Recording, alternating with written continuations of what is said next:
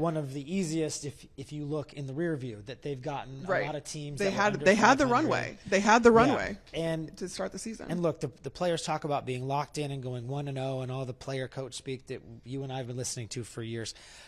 We don't have to do that. Instead, we can just, because you start to do the math down the stretch, and you see 7-3, and I've always said, how can you get to 10? But maybe it's how can you get to 11?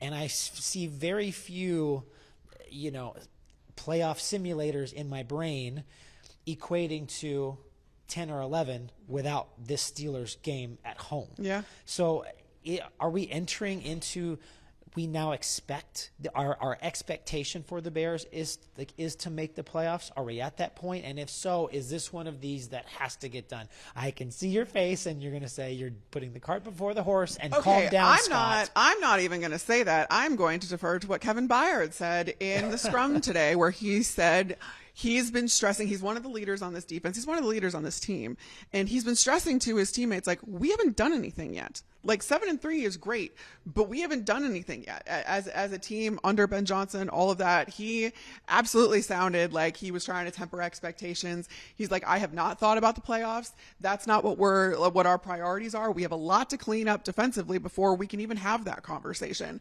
And I appreciated him saying that, because I think it's true. Like I said, there's been recency bias with these come from behind wins where all that matters is the win, and that's totally true.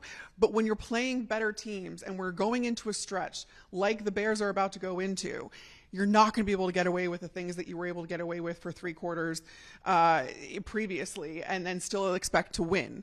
And I think that there's going to be some bumps in the road here, but that doesn't mean that all of the progress has been taken away. That doesn't mean that the foundation that this team has laid is any less strong. I just don't anticipate, like, we didn't have real expectations coming into this season. We wanted to see how it goes.